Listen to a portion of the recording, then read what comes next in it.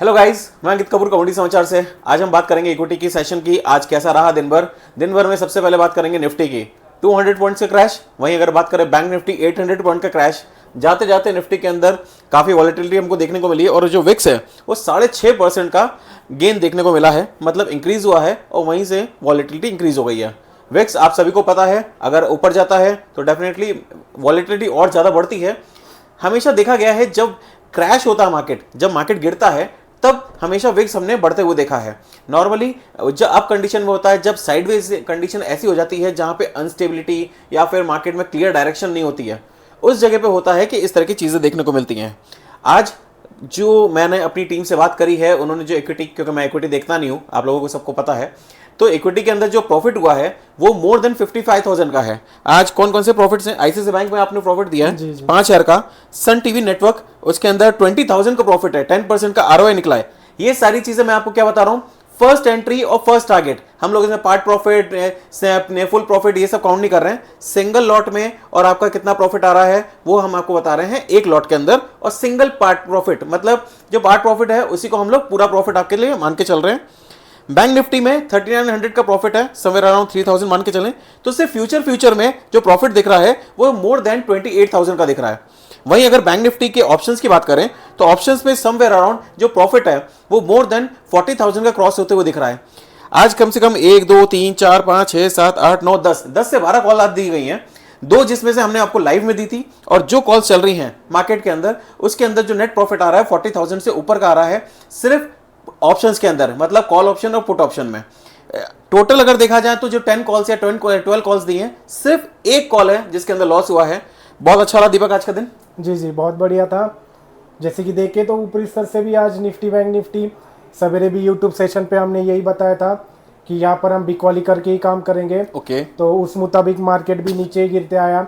लगातार एक हफ्ते से हम यही बताते आ रहे कि एफआईज ऊपरी स्तर पे कैश मार्केट में और एफएनओ में भी बिकवाली कर रहे हैं और उसके मुकाबले डीआई जरूर अपनी पूरी प्रयास लगा रहे कैश मार्केट में खरीदारी करने की, पर फिर भी ऊपरी स्तर पे मार्केट एक सस्टेन नहीं हो पा रहा।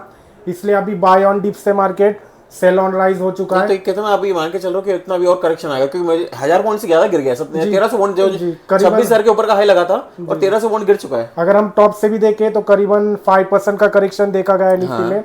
बहुत तो उसको एक हल्का करेक्शन माना जाएगा। मिनिमम 10% के ऊपर ही हम उसको एक अच्छा खासा हेल्दी करेक्शन मानेंगे, जो करीबन 24,200 से लेके 23,800, मतलब वहां तक प्रेडिक्ट कर रहे हो, वहां तक आना चाहिए। करीबन 23,800 तक निफ्टी लग रहा है, यहाँ तक आने की संभावना है। उसी के साथ साथ अगर हम एफआईज के कैश फिगर्स में भी देखें तो लगातार पिछले 3 दिन से भी एग्रेसिवली करीबन 10-10 हजार करोड़ के ऊपर वो बिकवाली कर रहे हैं। यार एफआईएस की अगर मैं बात करूं तो जो कंटिन्यूसली है वो 2020 से देखें तो 2024 आ गया है। इनकी जो सेलिंग है वो रुकी नहीं रही है। कितना इन्वेस्टमेंट कर रखा होगा इन्होंने जो कंटिन्यूसली सेलिंग चली रही है इनकी। जी कंटिन्यू वो बिकवाली कर रहे हैं, क्योंकि अभी बीच में भी जैसे हमने देखा जो चाइना की तरफ से स्टिमुलस पैकेज का अनाउंस किया था और इलेक्शन के चलते दौर में अमेरिका के यूएस की इलेक्शन भी है, तो उसके चलते वो एक बार एक प्रॉफिट बुकिंग कर रहे हैं। और जो अपना कैश था, इसको प्रॉफिट बुकिंग कैसे बोलेंगे? ये प्रॉफिट बुकिंग तो हो ही नहीं सकती ना, क्योंकि अगर मैं देखूं तो चिप्स 4 साल से कंटिन्यूसली सेल कर रहे हैं। जी अगर ये 4 साल से कंटिन्यूसली सेल कर रहे हैं तो प्रॉफिट बुकिंग नाम की चीज तो है ही नहीं, क्योंकि जो पूरा माल खरीदा है वो डीआईएस ने खरीदा है। अगर देखा जाए तो मैं लास्ट फिगर अगर देख रहा था, सिर्फ पूरे उसमें 4 साल में 8.5 लाख करोड़ की बाइंग करी डीआईएस ने और अभी तो 5.5 लाख करोड़ से ऊपर की हो चुकी है सेलिंग। तो एफआईएस ने सेलिंग करी है, तो ये तो कंटिन्यूसली सेलिंग चल रही है। जी फिलहाल तो अगर देखें तो जो बीच बीच में उन्होंने छोटी छोटी खरीदारी की थी, तो उसका भी वो एक बार पार्ट प्रॉफिट बुकिंग कर रहे। और देखा जाए तो चाइना की ओर से जो स्टिमुलस पैकेज अनाउंस हुआ था तो उसके चलते वो चाइना के बाजार को एक फिलहाल एक इन्वेस्टमेंट अपॉर्चुनिटी मान रहे। तो उनको चाइना के बाजार अपने इंडियन बाजार से भी सस्ते दिख रहे, तो वो एक टर्नओवर कह सकते हैं और रोल ओवर कह सकते हैं मनी का, एक कंट्री से लेके दूसरे कंट्री में शिफ्ट होने का। जहां तक दीपक मैं अगर एनालाइज करूं, क्योंकि मैं पहले एनालाइज कर रहा था, क्योंकि इक्विटी मैं इतना देखता नहीं हूं, पूरा कमोडिटीज देखता हूं, लेकिन इक्विटीज के अंदर जिस तरह से चल रहा है एफआईएस का भरोसा इंडिया के ऊपर क्यों नहीं आ पा रहा है? अगर देखा जाए तो कंटिन्यूसली सेलिंग है, मार्केट अच्छा है, यहाँ पे ग्रोथ स्टोरी भी आप लोग बता रहे हो, सारी चीजें हैं। निफ्टी को 26,000 तक लेके गए हैं। म्यूचुअल फंड का कंटिन्यूसली इनफ्लो चल रहा है। हो सकता है अब नेक्स्ट फिगर जो अब आएंगे इस क्वार्टर में, तो जिस तरह से चल रही हैं चीजें, ये कब तक इसको आप मान रहे हो? क्योंकि चाइना देखिए ओवरऑल इकोनॉमी देखें तो जीडीपी अगर देखें तो यूएस की $28 ट्रिलियन की है सेकंड नंबर पे अगर आता है तो चाइना, जिसके 18 ट्रिलियन डॉलर के आसपास चल रही है। अगर वहीं पे अगर हम वापस चलते हैं, जो बाकी कंट्रीज भी, जापान हो गया, जर्मनी हो गया, तो सब ये 3 से लेके 5 के बीच में ट्रेवल कर रही हैं। तो इतना बड़ा डिफरेंस है, तो डेफिनेटली ऑब्वियसली है कि चाइना के अंदर उनको ग्रोथ दिखेगी। तो इंडियन मार्केट में भी ग्रोथ की स्टोरी क्या दिख रही है?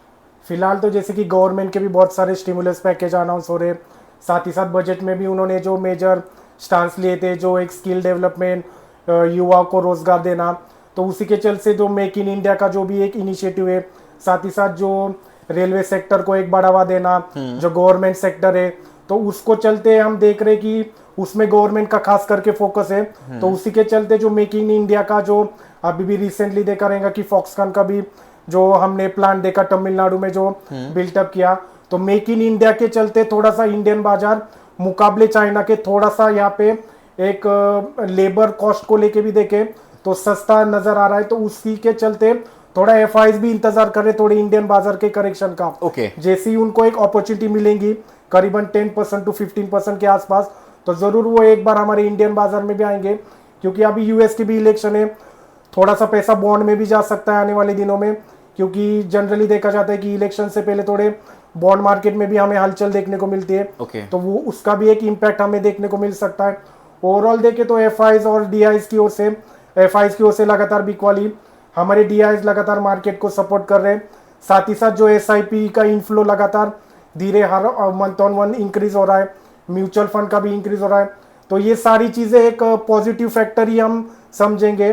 तो इसी के चलते अगर एसआईपी और म्यूचुअल फंड में किसी ने पैसा लगाए तो उनके लिए एक अच्छी अपॉर्चुनिटी मानी जाएंगी, क्योंकि आने वाले दिन आप जो बोल रहे हो कि एसआईपी के अंदर चल रहा है, तो ये मार्केट के अंदर जो एसआईपी चल रही है, आपको क्या लग रहा है? लोग डर गए हैं 1000 पॉइंट गिरने के बाद, 1300 पॉइंट गिरने के बाद, कि अभी इन्वेस्टमेंट के लिए और अग्रेसिव हो रहे हैं? जी, और एग्रेसिव हो रहे हैं, क्योंकि अगर आप देखोगे कि 2020 से पहले इंडिया हमेशा डिपेंडेंट रहता था एफआईज के बलबूते के ऊपर, पर अभी डीआईज एक मार्केट को अच्छा खासा सपोर्ट कर रहे हैं और लोग भी एक अच्छे खासे अवेयरनेस फैल चुकी है। और जो एसआईपी और म्यूचुअल फंड में जो इनफ्लो लगातार आ रहा है, तो इसके चलते लोग भी अभी थोड़ा सा, जैसे बीच में आरबीआई की ओर से भी अनाउंस हुआ था कि बैंकों में पैसा कम है, लिक्विडिटी का इशू है, तो ये पैसा कहाँ जा रहा है? End of the day stock market में ही जा रहा है और लोगों का पैसा वहां पे बन रहा है, इसलिए लोग भी स्टॉक मार्केट में पार्टिसिपेट कर रहे हैं। तो एक अच्छा सेक्टर है। अगर यूएस को भी कंपेयर करें तो यूएस में अराउंड 50 to 60% पार्टिसिपेशन है स्टॉक मार्केट में, पर अपना इंडिया का अभी तक भी देखा जाए तो अराउंड 8 to 10% भी नहीं, अगर कंपेयर करें यूएस मार्केट को लेके। तो अभी भी और स्टीम बाकी है अपने इंडियन बाजार में। तो मतलब ये लग रहा है कि ये सिर्फ एक करेक्शन है, जी, मंदी वाली अभी कोई चीज नहीं है क्या? मतलब ये 26,000 का जो हाई लग गया वो खत्म हो गया, उसके बाद अब यहाँ से मान के चलो 13,000 आ जाएगा, निफ्टी 12,000 आ जाएगा, अभी ऐसा कुछ नहीं है? नहीं, ऐसा पैनिक वाला माहौल भी नहीं है।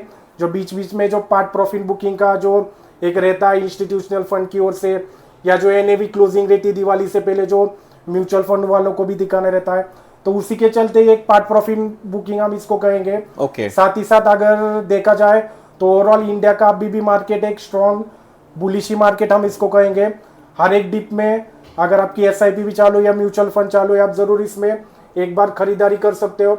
और ऐसे गिरते बाजार में जो भी स्टॉक आपको पॉजिटिव नजर आ रहे हैं उसके ऊपर आपकी खास करके नजर होनी चाहिए, क्योंकि आने वाले दिनों में अगर मार्केट भी रिकवर होता है तो पहले यही स्टॉक पार्टिसिपेट करेंगे रिकवरी में। तो ओवरऑल अभी भी व्यू हमारा इंडियन मार्केट को लेके बुलिश ही है। मेरा जो मानना रहता है दीपक, कि अगर मार्केट क्रैश हो रहा है और कोई स्टॉक्स हैं जो पॉजिटिव कंटिन्यू कर रहे हैं, अभी भी कुछ स्टॉक्स होंगे जो आपकी नजर में जो अभी पॉजिटिव चल रहे होंगे, या फिर उनकी गिरावट इतनी ज्यादा देखने को नहीं मिली है एज कम्पेयर टू मार्केट, तो उन स्टॉक्स के अंदर आप इन्वेस्टमेंट अगर करते हैं, जब मार्केट वापस से रिवाइव करता है तो बहुत अच्छे रिटर्न उन स्टॉक्स के अंदर देखने को मिलते हैं। क्योंकि अगर कोई स्टॉक अगर स्ट्रेंथ लिया हुआ है, ऑलरेडी मार्केट क्रैश हो रहा है, फिर भी अगर उसके अंदर स्ट्रेंथ है, डेफिनेटली आगे आने वाले टाइम में उसी स्टॉक में स्ट्रेंथ और ज्यादा देखने को मिलेगी और वो स्टॉक्स नए हाई बनाते हुए देखने को मिलेंगे। जी, जैसे कि अभी 2 सेक्टर है हमारे, फार्मा सेक्टर और एफएमसीजी सेक्टर। एक फेस्टिव सीजन भी आ रहा है, तो आने वाले दिनों में उनमें हमें डिमांड भी शूट अप होते हुए मिल सकता है। तो उसमें जरूर हम ये अपॉर्चुनिटी मिल रही है आपको निचले स्तर पे, जैसे कि गिने चुने स्टॉक्स में लेना चाहूंगा। फार्मा में सन फार्मा, डीवीज लैब, और एफएमसीजी में मारिको, डाबर है, एचयूएल है, डी मार्ट है। जो फेस्टिव सीजन है, जो इंडिया की एक कंजम्पशन पावर थीम जिसे हम कह रहे हैं, वो एक अच्छी खासी स्ट्रॉन्ग है। तो आने वाले दिनों इनके क्वार्टर ऑन क्वार्टर रिजल्ट्स में भी एक अच्छा खासा हमें ग्रोथ नजर आ सकता है। तो एक अपॉर्चुनिटी मिल रही है हमारे ये करेक्शन में एक एसआईपी करने की, या एक सिस्टमेटिक जो हम बोलते हैं इन्वेस्टमेंट प्लान, एक छोटे छोटे अमाउंट में आप स्टॉक्स खरीद के आपका एक बास्केट बना सकते हो, और जैसे ही मार्केट इसमें बढ़ता है आप धीरे धीरे करके ये स्टॉक्स में भी आप बिकवाली करना चालू कर सकते हो। ओके, तो कल की आपकी स्ट्रेटजी क्या रहेगी कल निफ्टी और बैंक निफ्टी के ऊपर? आज तो आपने बहुत अच्छा कॉल दिया है, 55,000 का प्रॉफिट है। एक चीज और मैं आप लोगों को बोलना चाह रहा हूं, दीपक कंटिन्यू क्लेम कर रहा है कि वो प्रॉफिट करके दे रहा है।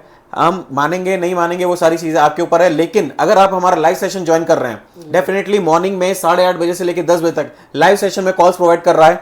एज ऑफ नाउ अगर जो आप हमारा नंबर जो दिया हुआ है उसके ऊपर अगर आप उससे प्रॉफिट करते हैं तो डेफिनेटली अगर आप हमें स्क्रीनशॉट भेजिए, डेली बेसिस पे एक लकी नंबर जो भी होगा, जो भी लकी क्लाइंट होगा, उसको 1 मंथ की सर्विस हमारी तरफ से पूरी फ्री मिलेगी पूरे मंथ के लिए। जी जी जी, जैसे कि डेली में सोमवार से शुक्रवार सवेरे 8:30 से 10 बजे तक आपके साथ लाइव यूट्यूब सेशन लेता हूँ। बिल्कुल, उसमें मैं आपको आपके साथ लाइव एनालिसिस करता हूँ, स्क्रीन के सामने चार्ट लाइव रहते हैं, साथ ही साथ कॉल के भी प्राइजेस में आपके साथ लाइव शेयर करता हूँ। आप भी देखते हो कैसे प्रीमियम फ्लक्चुएट होते हैं, मिनटों में या कुछ चंद मिनटों में प्रॉफिट बन जाता है। तो उसी तरह आपके साथ में डेली सोमवार से शुक्रवार जुड़ूंगा, तो जरूर आप चैनल को भी सब्सक्राइब करना, बेल नोटिफिकेशन को ऑन रखना, ताकि इसी तरह डेली बेसिस पे मार्केट की जो इंपॉर्टेंट न्यूज अपडेट है आप तक पहुंचते रहे। साथ ही साथ आईपीओ भी ढेर सारे आ चुके हैं मार्केट में, आगे भी लाइनअप है। बीच में एसएमई आईपीओ को लेके एक बबल था, लोग उसको बोल रहे थे बबल है, पर एक अच्छा खासा लिस्टिंग है, करीबन डबल ही पैसे बनते हुए हमें नजर आए इन्वेस्टर्स को। तो इसके ऊपर आपकी क्या राय है सर आईपीओ को लेके? देखो आईपीओ जिस तरह है अभी देखो मार्केट कंटिन्यूसली अप है, जब तक ये कोई बबल क्रिएट नहीं होगा मेरे हिसाब से अभी बबल वगैरह कोई चीज़ कहना बहुत मुश्किल है, क्योंकि मंदी कभी भी बता के नहीं आती है, ठीक है ना। लेकिन जिस तरह से एसएमई आईपीओज हैं या फिर जिस तरह से अभी वर्किंग चल रही है, तो स्टार्टअप इंडिया ये सारी चीज़ें हैं, एसएमई आईपीओ सारे वर्कआउट करेंगे, मार्केट ऊपर चल रहा है, अभी किसी की भी पैनिक कंडीशन अभी नहीं है कि आप कंडीशन यहाँ पे पैनिक हो सकें। मैं फिर बोल रहा हूँ, पहले भी बता चुका हूँ कि 5 नवंबर इलेक्शन यूएस के होने के बाद एक्चुअल डेटा एंड फिगर पूरे वर्ल्ड मार्केट में देखने को मिलेगा कि एक्चुअल कंडीशन क्या है। यूएस यार इतनी बड़ी इकोनॉमी है, अगर उसको हम लोग इग्नोर करेंगे तो फिर कोई नया समझदारी नहीं बनती है। तो यूएस की इकोनॉमी को भी हमको देखना जरूरी है, और आईपीओ का सीजन चल रहा है, मार्केट ऊपर है, पैसा सबका बन रहा है, तो खुशहाली है, तो खुश तो होते रहेंगे। ठीक है, निफ्टी और बैंक निफ्टी के बारे में कल क्या बोल रहे हैं, सेल करें बाइंग करें? फिलहाल सेल ऑन राइज है मार्केट का, थोड़ा सा शॉर्ट टर्म व्यू हमारा नेगेटिव बन चुका है। कल भी अगर मार्केट हमें गैप अप मिलते हैं तो जरूर वहां पर हम एक बार बिकवाली करके काम करेंगे।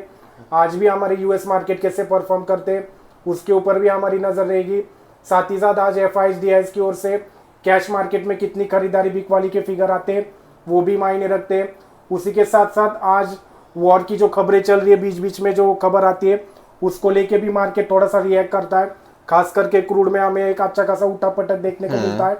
उसी के चलते हमारे जो सेक्टर वाइज जो ऑयल कंपनियां हैं, पेंट कंपनियां, साथ ही साथ जो एचपीसीएल बीपीसीएल ये कंपनियां हैं, उनके ऊपर डायरेक्टली इसका कोरिलेशन है। तो देखते हैं वहां से कितना और वॉर के लेके क्या खबरें आती है, तो ये भी चीजें मायने रखती है। तो देखते हैं आज शाम को यूएस बाजार कैसे परफॉर्म करते हैं, खास करके नैस्डैक, वहां से हमें कितना ओवरऑल आउटलुक मिलता है, उसका इम्पैक्ट हमारे इंडियन आईटी पे कल कैसे देखने मिलता है। क्योंकि आज भी अगर हम देखें तो ऐसे गिरते बाजार में आईटी स्टॉक हरे निशान में बने रहने में कामयाब थे। तो देखते हैं आईटी निफ्टी को वापस ऊपर खींचती है 25,000 के ऊपर, या वापस रिलायंस और जो मेजरली एचयूएल ये वगैरह जो स्टॉक्स है हेवीवेट, ये वापस निफ्टी को नीचे लाने का काम करते हैं। तो ओवरऑल सेल ऑन राइज का मार्केट है। अगर हमें वापस कल 25,000 इस स्तर पे निफ्टी मिलती है तो वहां पर हम बिकवाली करके काम करेंगे। और बैंक निफ्टी में करीबन अगर 51,000 से लेके 51,500 इस रेंज में अगर बैंक निफ्टी मिलती है तो जरूर यहाँ पर हम एक बार बिकवाली करके ही काम करेंगे। मेरी सलाह आपको यही रहेगी कि आप कम लॉट्स में काम करना, क्योंकि वॉलेटिलिटी अच्छी खासी बनी रहेगी मार्केट में। इलेक्शन का दौर भी है, यूएस की इलेक्शन भी आ रही है, फेस्टिव सीजन भी है, महाराष्ट्र की इलेक्शन भी होने वाले, तो उससे पहले एक मार्केट वॉलेटाइल रह सकता है। क्योंकि आज भी अगर देखें तो विक्स भी अच्छा खासा 15 के ऊपर जा चुका था, तो ये संकेत दे रहे कि आने वाले दिनों में हमें एक अच्छा खासा वॉलेटाइल दौर देखने को मिल सकता है। तो ओवरऑल देखते कल वापिस आप लाइव मार्केट आज में जरूर जुड़ना सवेरे 8:30 बजे। ओवरऑल सर आपका व्यू क्या रहेगा निफ्टी बैंक निफ्टी को लेके? देखो मेरा निफ्टी और बैंक निफ्टी को मैं इतना कवर करता नहीं हूँ, लेकिन जो ग्लोबल मार्केट दिख रहे हैं, आपने बताया कि नीचे अभी करेक्शन है, तो करेक्शन अभी देखेगा। बाकी सारी बातें जो भी डिस्कशन है वो आप करते ही अपने क्लाइंट्स के साथ में। तो आप सुबह 8:30 बजे हमसे मिलना ना भूलिए, कमोडिटी समाचार के साथ में, इक्विटी लाइव के साथ में। Thank you.